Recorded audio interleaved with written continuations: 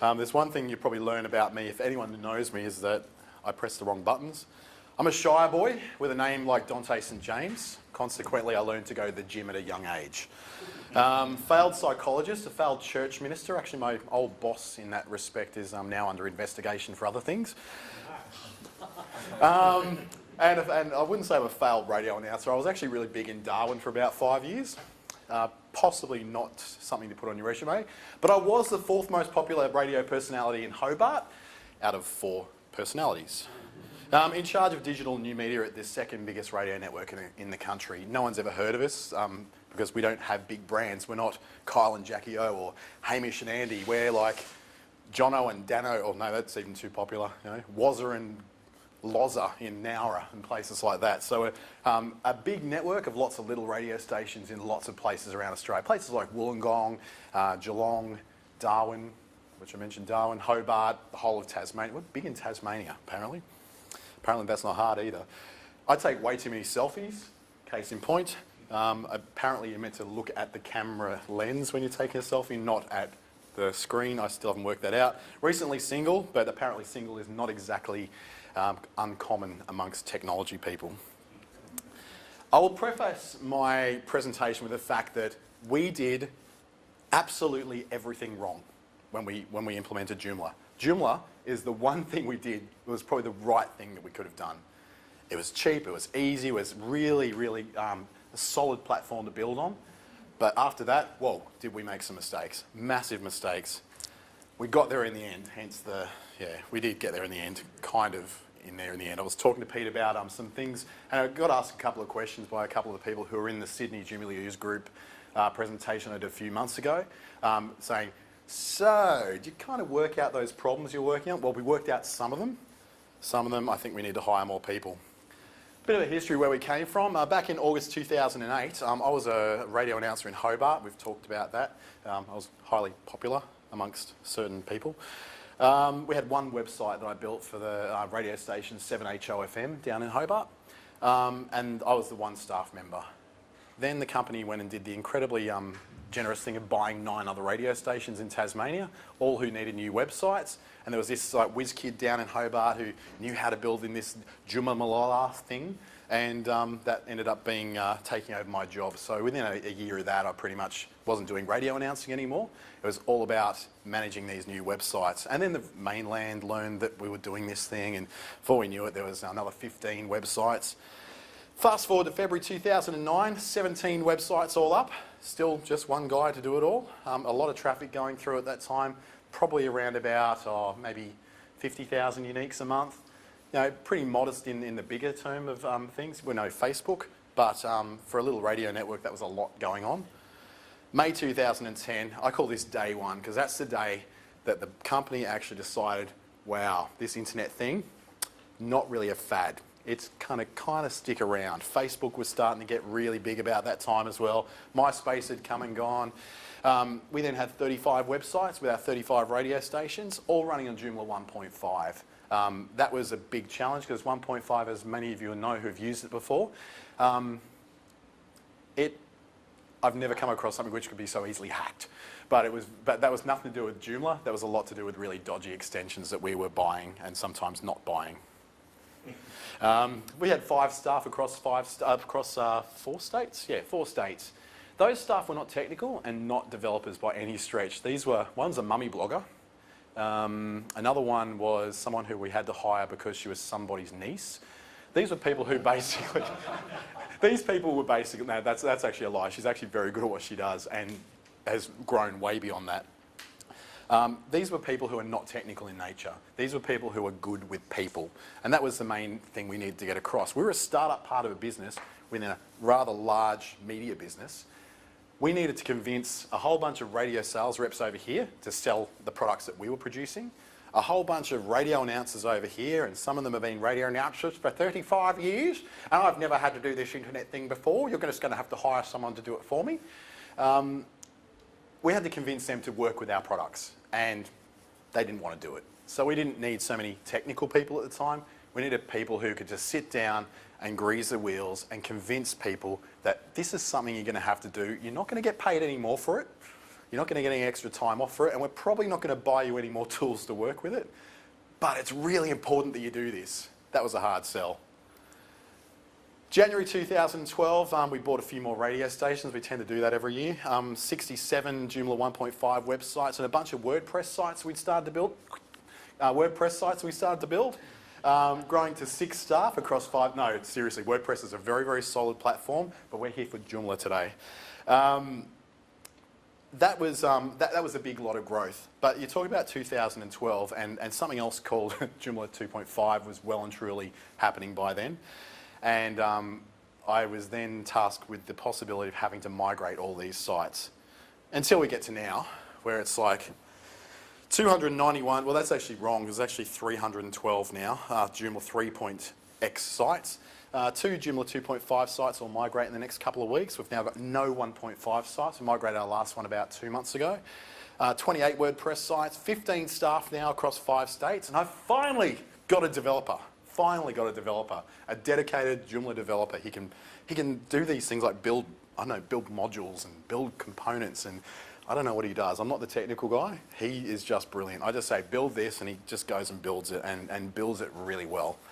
Those 15 staff are still mainly around writing and content production, and are basically greasing the wheels. That's been the biggest thing we've had to do, is make sure that we had people who knew how to talk to people. The Joomla side of it, it works. It sells itself. When people are using the back end of Joomla, they don't have any problems with this once we show them. It's a simple, easy way to do it. Per month, we're running about 3.7 million uniques now. That's across a suite of things. That's not just our radio station websites. We've got local guides. We've got a bunch of little micro news sites, feature sites on different things. 14 million page views, 300 plus websites. 99% of our stuff is now served by Joomla. So far greater than what we've got in WordPress or anywhere else. And we're not about to change that. I pretty much have had many a conversation with our directors who have just said, well, we could go and buy this $120,000 tried and tested proprietary system, or we could just keep going with Joomla because you know it, my team know it, the company knows it, and so far Joomla itself hasn't let us down. There's a little bit of what our websites look like. We are a commercial entity, so it's a bit of ad. There's some content in there somewhere, I'm sure of it. This is a bit nice. This is our corporate website. We obviously don't have to put advertising on that one. That's just a Gavic music state template. Our radio station ones are just using the Joomla Art T3 blank template that we've just built a few modules around it to make it look like it does. So we've got a few variations of that, but pretty much we only use 2 templates. The Gavic one for our corporate appeal, because it's very pretty and it's got parallax and all that stuff that, you know, when you're trying to show off and see how great you are as a company, you want it to look pretty. And then we've got the T3 templates, which are really flexible for putting lots of ads everywhere. They're very good at that. Going into extensions, we use about 30 JED available extensions, so the Joomla extensions directory. We only have 4 custom built extensions that we use that are built in-house. They're really good ones that he's done. We'll probably try and release some of those to the JED as well once we've got, I can convince my developer who I won't get paid more to contribute to another area. But those 30 JED extensions are just commercially or freely available to anybody. And that's, I think, one of the big statements we'd make as an enterprise user, is you don't actually have to get custom stuff built all the time. There's so much stuff on the JED that you can pick up stuff to do just about anything. And we've got a lot of advertising going on. We've got like prizes, we've got competitions, we've got forms for days, we've got all kinds of stuff going on those websites running all the time. And just about all of it was available from the extension directory. You just need to know what you're looking for. Templates, just said that. We've got the T3 blank template, which has since been replaced by another T3 kind of template, but we'll probably move to doing a custom template next, simply because we want to make it a little lighter. We want to take a little bit more pressure off the server, a bit faster page load. T3 can be a little heavy, but it is incredibly flexible. I won't say anything bad about T3. It is a really good platform to work from. I think Peter has worked with it extensively and could definitely agree. The Gavic stuff, well, no, I don't have any sort of opinion, I guess, on Gavic stuff. I would just say that we found one template that we thought was really pretty and we used it. So I think that's what a lot of people do. What does your client want? A pretty website that works? Well, you're going to find a lot of commercial developers of templates out there who'll do that for you. Display modules, we've used quite a few. I'd say there's the Gavic GK5 or GK4 News Pro modules are excellent. We found that the Raxo Ormo Pro was actually a little bit more flexible out of the box, and we didn't have to do much with it to be able to get it to display the way we wanted it to display. It is heavy though. It is a particularly heavy module, so across, when you're looking at hundreds of websites, it does get a little heavy on your server load. The JA Facebook like box, a like box is a like box they're all about the same. They all have about the same kind of thing. One thing to watch though when you're going into some responsive sites, and all our sites are responsive now, is that not all your modules are going to be, particularly stuff like Facebook modules, not all of them are responsive. That one isn't, but there's been an update since that we're going to roll out ourselves. The Jux weather forecast is just a pretty weather forecast using, I think, sort of jQuery to display a really pretty picture of clouds floating across the module while it displays 34 degrees and fine on there. Easy custom code, just if we need to embed stuff in. So if we just want to put anything from a SoundCloud player to a YouTube player to some kind of external content, we can put that in using easy custom code. That's a free module. And the YouTube gallery module, I think we paid for that, but I think it was all of about €3 or €4 to buy. And we use it quite extensively. Components-wise, we use our own custom-built slider, only because we wanted something really lightweight. And there's lots of light ones out there, but as we've scaled up, and I'll go more into our infrastructure in a sec of how we actually manage to serve all these page views and people, we found that most things, we use a thing called Smart Slider, which is very popular in the WordPress world. There's a Joomla port for that as well, and it does work really well until you have to use multiple servers and auto-scaling and all that sort of thing. Then it just falls to pieces. It's also incredibly heavy. It preloads all the slider images. We didn't want that. We wanted things to only load when they came up. Simple Image Gallery Pro from JoomlaWorks. Excellent. Makes it so easy for people to use images and to produce their own galleries in their articles. I found it was worth getting the pro version. The non-pro version actually works really well too. But the pro version for us was worth it. I think it worked out at something about 25, 30 bucks or something like that. And we use that across probably about 150 sites now. We have had some problems with caching of that once we've gone to many, many servers, but we're overcoming that with a little bit of development. RS Form Pro, I really like the work of the guys from RS. I don't know whether it's kosher to be telling people to go to certain sites to look at things, but their form product is excellent. It's really flexible. We do everything from outputting PDF results. So for instance, you send your details in for a competition, it sends you back a PDF of a ticket with a ticket number on it that gives you a discount at Joe's Baker down the road. Different things like that, all done from a commercial Joomla extension. So it's not like we've gone and done anything special with it. We're just using the stuff that's already there. YouTube gallery, I spoke about just before. MyJo polls, it might be called something different now. Wouldn't say it's better or worse than any other poll component, except that it was just really easy for a 68-year-old announcer in Bega to be able to get his head around. So it's like, create your poll in the component and then go over to the module, which we've made it really easy for him to do. Basically, everything's just linked from the Joomla admin console. And then he just goes and selects what poll he wants to display in the module on his page. So we've made it really, really easy for guys like that to do. JCE editor, I think, is a no-brainer. TinyMCE is fine for most applications, but JCE has things like our announcers can now crop photos, make them smaller, make them bigger, all within JCE. The media manager within JCE is just far superior to any of the others out there. So anyone using JCE? Anyone got another one they'd recommend as well? CK editor or any of those ones? JCE, pretty much it's a no-brainer. Foobler's OB Grabber and OBRSS components, they're a really interesting mix. This is something we do horrifically wrong when we're syndicating material around from one site to another. We like to, as Hardy would say in his presentation across the hall earlier, repurposing your content is a very important thing. So we've got lots of content. We've got up to 1,200 new pieces of content going into our sites every day. From an announcer talking about something they spotted on the street last night when they were out getting drunk with their friends, to it could be news from the newsroom, any of that kind of stuff, constantly getting chugged out. We don't want to just put that on one website. In the case of Tasmania, our Tasmanian news goes to 9 different websites, so we need a way of getting that all out. Now, the truly good way of doing that, you'd be inserting things into databases. You'd be using multi-sites components like JMS, multi-sites. There's a few other, Mighty Sites is another one I think, that do this really well. We're pretty dumb, so we just use RSS feeds and then use something that goes and grabs an RSS feed and turns it into articles in a destination site. Not the best way of handling your SEO. Not always particularly accurate, and sometimes it completely messes up the destination site, but it by and large works for us. And I think if we can do it over a network of 300 sites, you guys could probably do it over a smaller network of sites as well.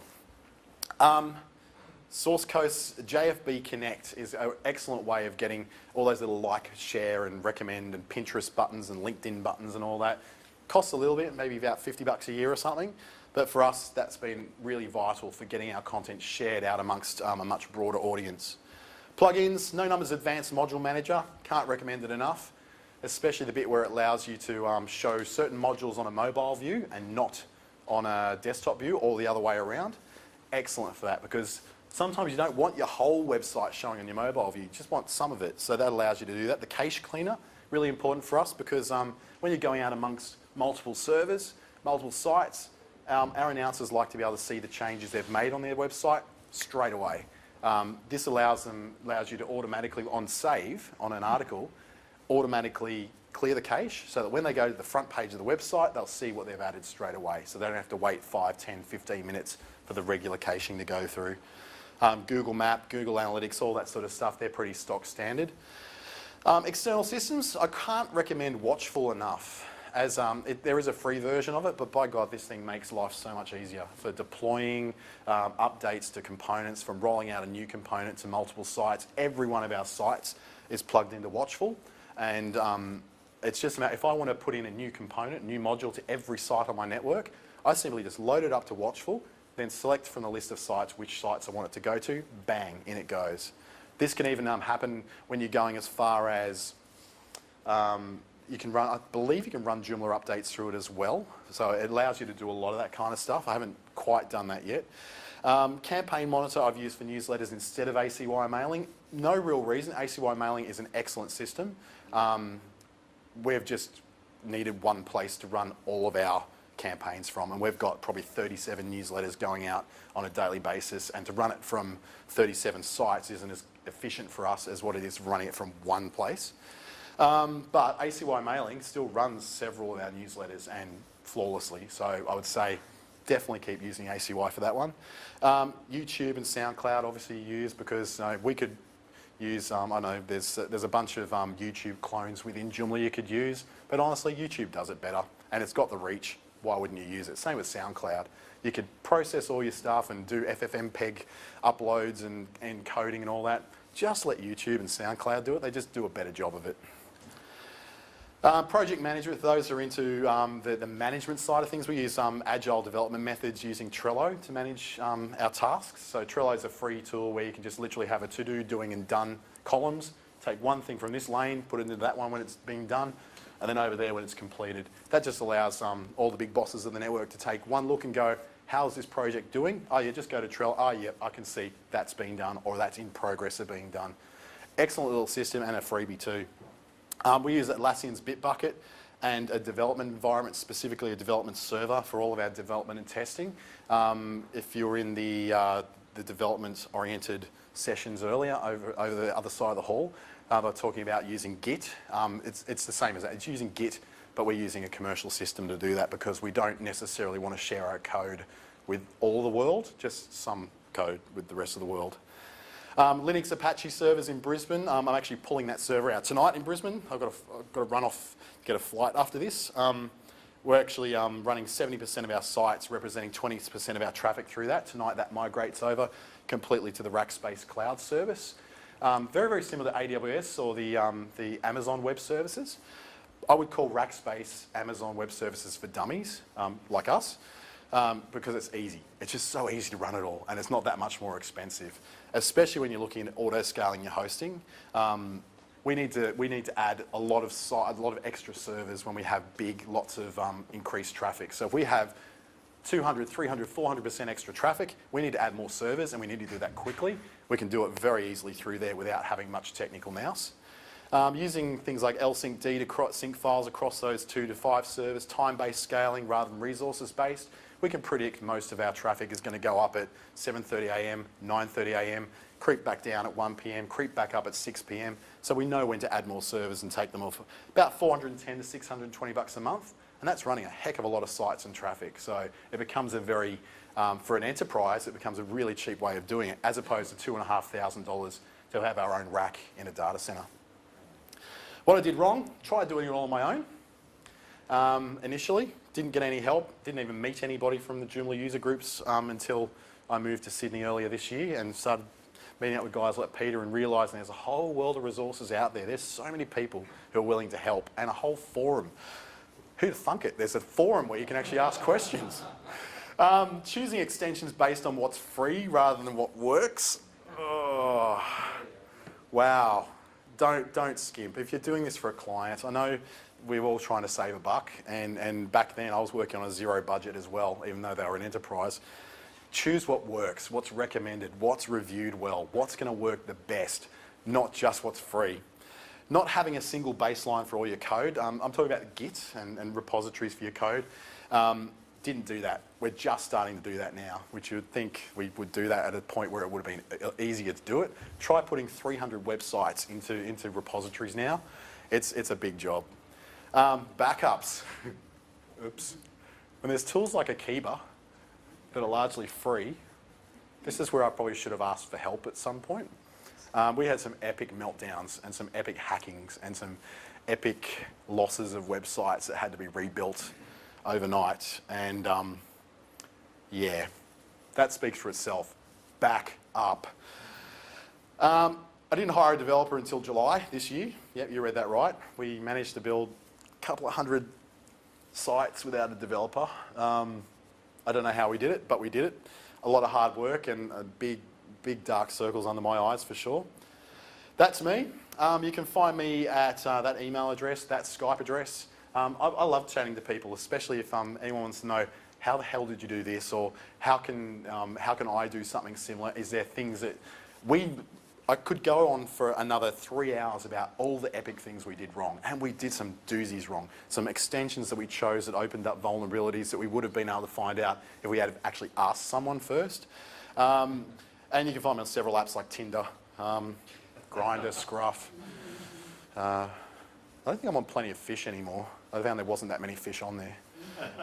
But please, feel free to get in contact. I've got to pretty much run out of here almost straight away and get a flight to Brisbane. But if any time you want to ask any questions about how we did it, how not to do it, and the stuff that I can't say on camera right now, because I'm sure my boss is going to be watching this as soon as it's posted online. Hi, Rowan. Please do. I'm an open book on all that sort of stuff. I'll give you the unadulterated real picture, not the commercially acceptable picture. But overall, Joomla does it. If anyone says that Joomla cannot be scaled, it cannot handle millions of requests, they're absolutely wrong. It's not Joomla that fails, it's usually your server or your shared hosting, or the fact that you just haven't put enough, or you've used some crap extension because it was free and looked really kind of sexy. Seriously, Joomla does great. Sometimes people don't do so great, and that's what we're trying to fix in our area. Thanks, guys. Any questions before I wrap up? Probably take a few. Got a couple of questions. Haven't got time. That's all right. Oh, we have time. Please, fire away. Threadless.com, this t-shirt, if you get the reference. Dante, still using, just to recap, you are still using WordPress for some blogging? We are, yeah, for some of it. We were using WordPress as a backend for a couple of Joomla sites for some unknown god-awful reason. We're no longer doing that, but these WordPress sites will probably migrate to Joomla in the next 6 to 12 months anyway. Are you using blogging an extension for Joomla, or are you... Straight into just the article manager. Yeah, we found we can use K2, we can use EasyBlog, any of those things. There's not really much that they do extra because most of the stuff that you would use a blogging extension for, say for instance the multimedia side of it, we're embedding YouTube and SoundCloud stuff anyway because it's just easier for the announcers to use than trying to use a specific extension which is another few clicks away through a components menu or whatever. Try and keep it as simple as we possibly can. Yeah. Are you doing all your SEO on your projects yourself, or...? Yeah, we're trying to. SEO is a bit of a challenge because we syndicate so much stuff which automatically penalises us. So we've got a lot of duplicated content around our network. Our advantage with SEO is that we're in markets where we don't have a lot of competition. So when you're in places like Queenstown in Tasmania or Murray Bridge in South Australia, the audience we're going to is a very locally focused audience. So they're looking for things that are from that market specifically. Thankfully, the local newspapers there are crap. There's not many local bloggers who are doing very well, and there's no local television stations in those markets, and we tend to own all the radio stations in those markets, so we don't have a lot of competition.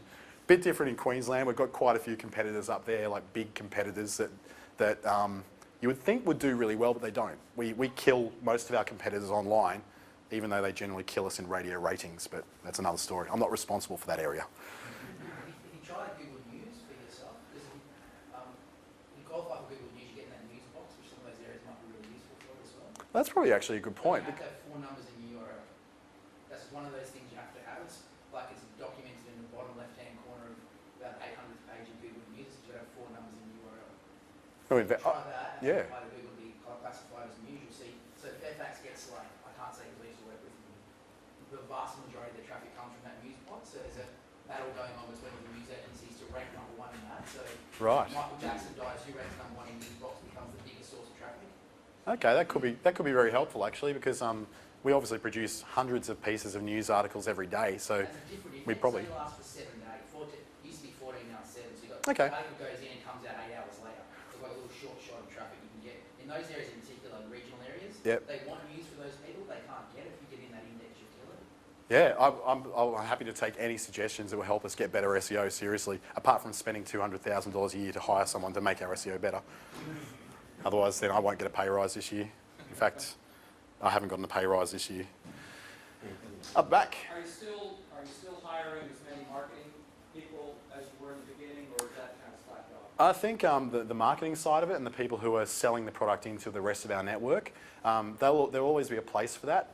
We're probably looking at less generalists now and trying to make people a bit more specific. Like we've got a couple of specific writers now that all they do is write material. So we're probably looking at another developer or 2 over the next 12 to 18 months as our needs get more complex. Obviously, there's only so much money you can squeeze out of websites. You need to produce apps and all sorts of fun stuff that we don't have the capacity to do just yet. Wrap it there. Thanks, guys. Thanks. Cheers. Thank you.